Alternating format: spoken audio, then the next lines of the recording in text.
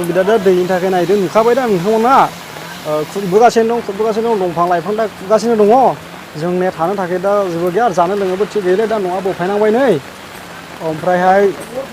दा बाव थानो थाखाय सिटिनि थाखाय दा जेबो सरखारनिथिं जेबो मोननाय अनसुंथाइ गैथ'वा बे दिनै बिनिफ्राय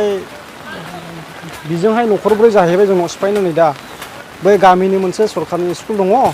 बेयाव थायथ'नोसै एल पि स्कुलावहाय बोसोरफ्रामबो खुरबोनाय सरखारनि मथा मथि बुंनो थाङोब्ला बेसेबां जों 17 बोसोर संसार जाबोबाय बिटिसि जाबोबाय दा बिसिमावहाय जोंनि नुनायाव जोंनि मेगनावहाय दा सरखारनिफ्राय मोनसेबो दैनि थाखाय प्रटेक्ट फैथ'वाखै जा फैदों बेबो बोसोरसेजों स्लिम थांफिनो आरो फिसा फिसि फैयो जों बोसोरसेजों दैयाव लांफिनजोबो। आंनि मुङा मंगलथि नार्जारि गामिया नंथुब्रिसार थाफैनांगौआ थानो गोनां जानाया जोंना दै खुरख्लाबजानायखाय थाफैनांगौ गोनां जाबाय खहा जाबाय माने बेबायदिनो बारि बागान लांबाय ओरैनो गय लांबाय औवा लांबाय न' लांबाय दैखर पाइखाना लांजोबबाय जोंहा न' बां खहा जाबाय जों दा जानो थाखाय जानोबो गैया जाबाय मा मावनानै जागोन जाबाय ओरैनो संख्रि बानलु जानाय माइरं दैरं हाजिरा मावनो मोना जाबाय बेबायदिनि थाखाय जोंखौ एसे सोरबा हेफाजाब होयोला सरखारनिफ्रायलाय मानसियालाय फैदों ओमफ्राय बै समावहाय 10 लाख मोनदों होननानै खोनादोंमोन जों ओमफ्राय दाख्लि थांनाय माबायावहाय दैज्लाङावहाय खारखुफा एसे खाबाय ओमफ्राय बाला एसे बुरबाय खेबसे दै देगासिनो लांजोबबाय आरो सुस्र'नानै खारखुफायाबो गोजावलांजोबबाय बे दैखौ गुबुन राहा लायाबालाय थानाय नंला गामियानो दिनैथ' थांबायानो गोबाङैनो बिदिनो आबौलादैनिफ्राय लानानै बिरगोरनि बिजावजालिनि आंनि ओरै बिजुनि सनजितनि गोबाङैनो खुरबायानो आरो खुरबागोन खुरगासिनो दङ। बेयो बोसोरफ्रोमबो माने बे दैया माने जोंखौहाय बिराद उसुबिदा खालामो आरो माने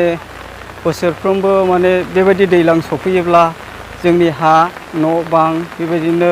खहा खालामनानै जोंखौ बिराद दुखुआव होयो आरो थांनाय बोसोरावबो माने जोङो गोबां मानसिफ्रा बे गामिनि रिलिफ थालायनांदों आरो ओमफ्राय रिलिफ थालायनानै बिदिनो गोबां खस्थ' मोनदों नाथाय जोङो सरखारनिफ्राय माखासे अनसुंथाइखौ जों मोनजोबनो हायाखै आरो ओमफ्राय थांनाय 2019 मायथाइनि जुलाइ दानावहाय बियो बिराद दैया फैनानै जोंखौ सिलिंखार खालामदों बे दैखौ होबथानो थाखाय थांनाय 2019 मायथाइनि जुलाइ दानावहाय बेबायदिनो डिसि चन्दन खाम्फा आरो मण्डल फैनानै बेखौ नायनानै माने बिथांमोना जोंनि गामिखौ अननानै बेबायदिनो बे दैखौ होबथानो थाखाय 4 कौटिसिम रांखौ दे जों कय मासनि उनाव जोङो होसिगोन बेखौ होबथानो थाखाय होननानै बिथांमोना बेबायदि खोथा होनानै जे थांदों आरो बियो जों बिमा दै होनो थांनाय बोसोरजों देग्लाय बोसोरजों बेसेबां न'खर खहा खालामखो बे दा थांनाय बोसोरावथ' मथा मथि 6 न'खरा एकदमबारे रिलिफ जानो गोनां जाखादों सार माने 6 न'खर थांनाय बोसोराव 6 न'खरा रिलिफ जादों ओमफ्राय माखासे इफेक्टेड एरिया नै बिदिनो बिसोर थाङोब्लानो आरो गुबुनाबो थांनांगौ गोनां जानायनि बेबायदि लामायाव थादों आरो दाथ' एकदमबारे सोमोनांथाव खुरगासिनो दं आरो नै माने दा जा सोरनिबा न'आ दङमोन दा एकदमबारे सिलिंखार खालामजोब्बाय गैखाले नुखाले सिमनाखौनो दा गय औवा बेबायदिनो जोंनि न'फ्रा दैखरफ्रा लेट्रिनफ्रा एकदमबारे लांजोब्बाय आरो नै आं बेखौनो आङो जोंनि सरखारनियावहाय जोङो नागरिक हिसाबै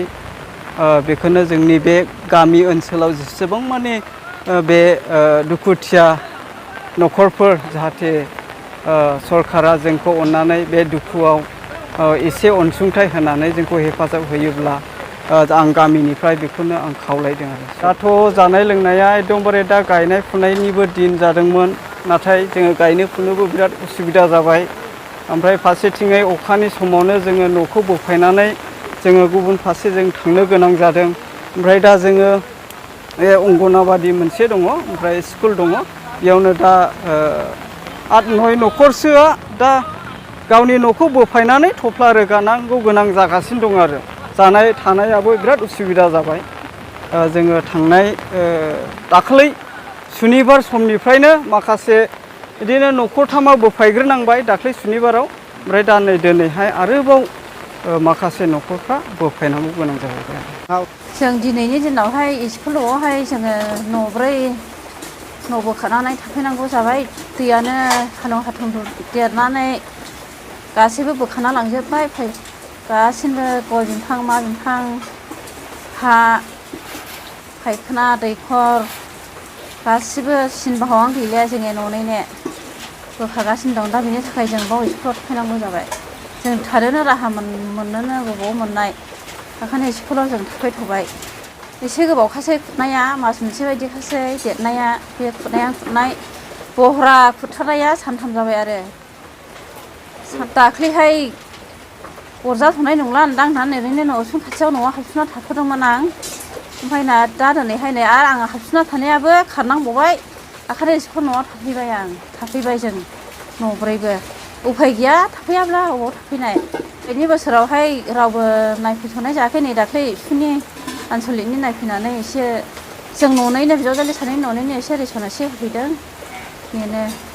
सोरबाफोर अननानै सहाय होफैयोबा हामगौ जोंहा उफायानो गैया जाहैबाय नै हालुं हाथुं खहा जाजोब्बाय फारसेनिफ्रायनो फेलेबसेबो गैले नै बिजावजालिनिबो फेलेबसे गैले सोरखाराव थांनाय बोसोरावहाय मोनदोंमोन 95 बेखौबो दैज्लां हाबनानैसो मोननायखाय जों हाखौनो दाखासेबो बायना लानानै लुनानै थानो हास्लाबाखिसै दा उफाय गैया बावनो बे एसे गालांनायावनो थाथ'नांफिनबाय आरो दा बेनो बे जाफिनबाय जोङो खहाया